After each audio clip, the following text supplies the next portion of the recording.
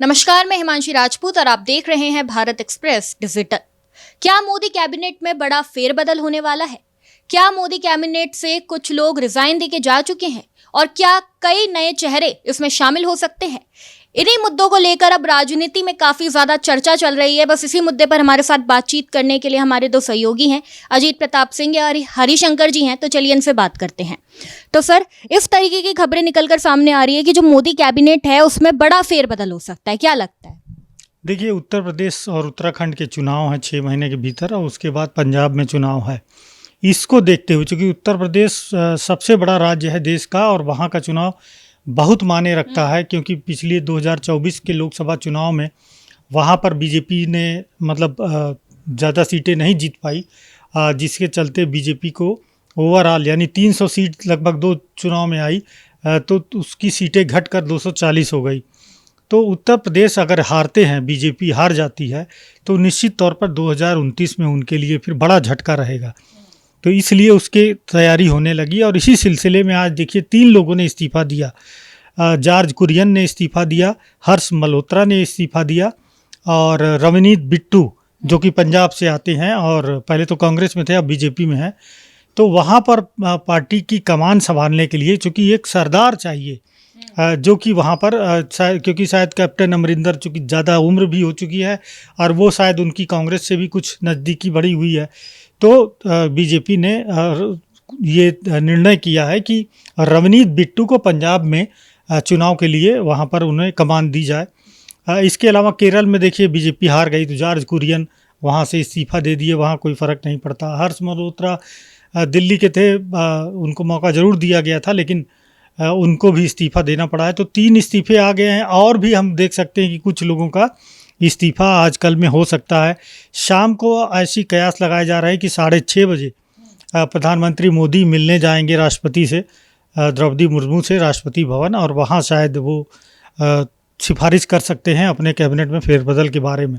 नए चेहरों की बात करें तो मेरा व्यक्तिगत राय है ये कि उत्तर प्रदेश से लोग हो सकते हैं बड़े चेहरे, उनको कैबिनेट में शामिल किया जा सकता है। एक आध उत्तराखंड से भी लिए जा सकते हैं। और पंजाब में राघव चड्ढा को कहीं दूसरी जगह थे, उन्हें आज बुलाया गया है यहाँ पे। नितिन नवीन जो पार्टी के अध्यक्ष हैं, उन्हें, वो भी बाहर थे, उन्हें भी आज बुलाया गया है। तो ऐसी उम्मीद है कि शायद राघव चड्ढा को कैबिनेट में शामिल किया जा सकता है, और रवनीत बिट्टू चूँकि इस्तीफ़ा दे चुके हैं, तो उन्हें पार्टी की कमान दी जा सकती है पंजाब में चुनाव के लिए। तो ये जो फैसले हैं ये लगभग दिखाई दे रहे हैं, लेकिन उसके बाद भी मैं कहूँगा कि मोदी सरकार जब से आई है तो हमेशा चौंकाने वाले फैसलों के लिए जाने जाते हैं ये लोग।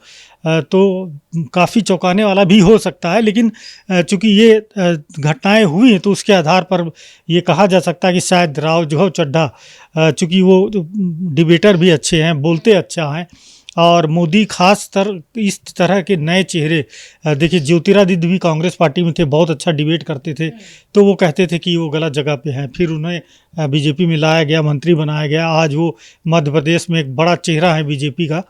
तो राघव चड्ढा भी एक बड़ा चेहरा पंजाब के लिए, बीजेपी के लिए हो सकते हैं। रवनीत बिट्टू को तो क्षेत्र में उतार ही दिया गया है। तो ऐसे कई फैसले कैबिनेट में मोदी सरकार से लिए जा सकते हैं, और हम देख सकते हैं कि 1-2 दिन में शायद कैबिनेट में शपथ भी दिलाई जा सकती है। देखिए हरिशंकर जी, जैसा कि अजीत जी ने जिक्र किया है कि कहीं ना कहीं जहाँ चुनाव होने वाले हैं उन राज्यों को मद्देनजर रखते हुए शायद ये फैसला लिया जा सकता है, जैसे राघव चड्ढा यूपी से खासकर। क्या लगता है कौन से नए नेता शामिल किए जा सकते हैं, क्योंकि 3 जो मंत्री हैं उन्होंने रिजाइन दे दिया? अभी और लोगों के नाम हो सकता है कि सामने आए, और नई नई पार्टियां एनडीए में और भी जुड़ी हैं। पीसीएमआई है जो पश्चिम बंगाल में अभी हाल ही में ममता बनर्जी की पार्टी से टूट के बनी है, उसमें सुदीप बंदोपाध्याय का नाम है, चूँकि वो उस टीएमसी के बड़े नेता माने जाते हैं और इंटेलेक्चुअल भी हैं, और उनकी काफ़ी इज्जत है बंगाल में, तो उनको मौका दिया जा सकता है। उसके बाद शर्मिला सरकार है, उनको भी मंत्री बनाया जा सकता है। यूपी से कई बड़े चेहरे हैं। अच्छा, यूपी में इस बार जो कैबिनेट में जगह मिलेगी उसमें ओबीसी दलित जो है उनको, उनमें से एक चेहरा होगा, एक ब्राह्मण चेहरा होगा, एक कम से कम राजपूत चेहरा भी आपको देखने को मिलेगा। इसके अलावे और भी कई सारे समीकरण साधने की कोशिश होगी, क्योंकि यूपी में इस बार अगले 6 महीने में चुनाव है। उसके बाद उत्तराखंड से इस बार किसी कद्दावर नेता को, एक नेता को वहाँ से भी मंत्री बनाया जा सकता है, उसकी भी चर्चा है। और पंजाब से अकेले राघव चड्ढा नहीं होंगे, मुझे लगता है कि एक आध और नाम है जो आपको पता चलेगा बहुत जल्द। वो पंजाब से कम 2 मंत्री बनाए जा सकते हैं। लेकिन सबसे अभी जो चर्चा हुई तो हर्ष मल्होत्रा इस समय दिल्ली के बीजेपी के अध्यक्ष भी हैं, तो एक व्यक्ति और 2 पद, इसीलिए उनको ये पद छोड़ना पड़ा है और उनको बहुत बड़ी जिम्मेदारी दी गई है दिल्ली की।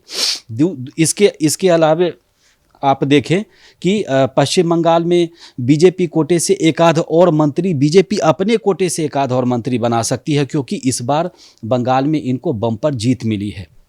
इसके बाद आप देखें कि एक आध जगह से मंत्री और भी कम किए जा सकते हैं, जैसे कि मुझे लगता है कि पूर्वोत्तर इलाकों में, जैसे आप ले लीजिए झारखंड, और ये यहाँ से एक आध मंत्री हो सकता है कि वहाँ से कम किए जाएं और उसकी उनकी जगह पे पंजाब, यूपी और उत्तराखंड से मंत्री बढ़ाए जाएं। इन सब के बीच में सबसे बड़ी खबर ये है कि बीजेपी की जो बैठक है, अभी सर ने बताया, तो उसमें बैठक में और भी चीज़ों पर चर्चा होगी। लेकिन मुझे लगता है कि अब मेन फोकस बीजेपी का 3 राज्यों का चुनाव है और उसके मद्देनज़र भारी फेरबदल आपको देखने को अगले कुछ दिनों में मिलने वाला है।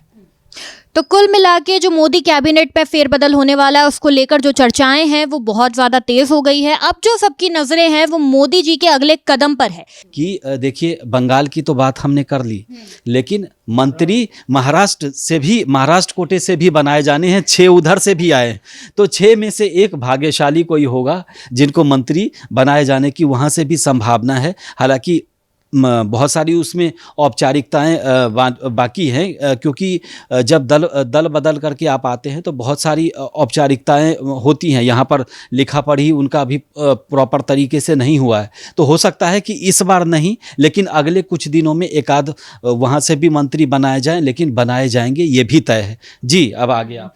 तो मतलब कई राज्यों में से जो मंत्री बनाने की जो कवायद चल रही है और मोदी कैबिनेट को लेकर लगातार अब लोगों की जो नज़र है वो इस पर टिकी रहेगी कि अब मोदी जी अगला कदम क्या लेते हैं। इस पर आपकी क्या राय है, हमें कमेंट में ज़रूर बताएं। देखते रहिए भारत एक्सप्रेस। नमस्कार।